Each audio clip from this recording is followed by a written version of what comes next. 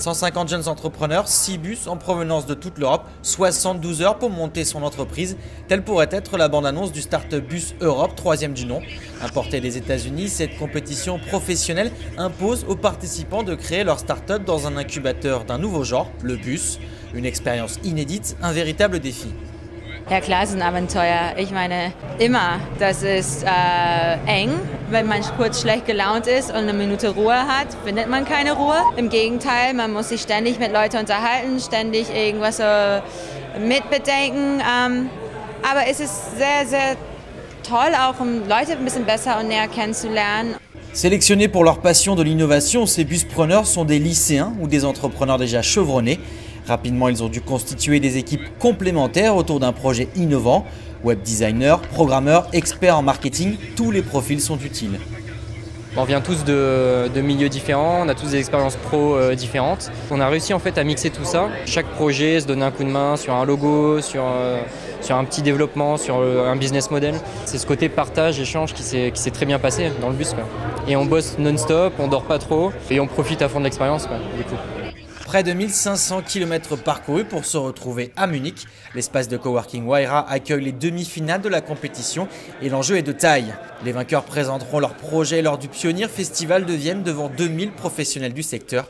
Le PowerPoint est donc soigné, l'argumentaire en anglais bien rodé. Chaque groupe ne dispose que de 4 minutes pour convaincre un jury composé de chefs d'entreprise ou de conseillers en création de start-up. Ich glaube, es gibt mittlerweile sehr gute Ideen. Ich glaube, es ist die Frage der Finanzierung und es ist die Frage der Umsetzung der Idee, der Execution. Und ich glaube, genau die Umsetzung scharf zu bekommen, wirklich auch aktiv zu sein, da kann man noch dran arbeiten. De l'application pour éviter le gaspillage alimentaire à la plateforme pour l'organisation de votre mariage, il y en a pour tous les goûts.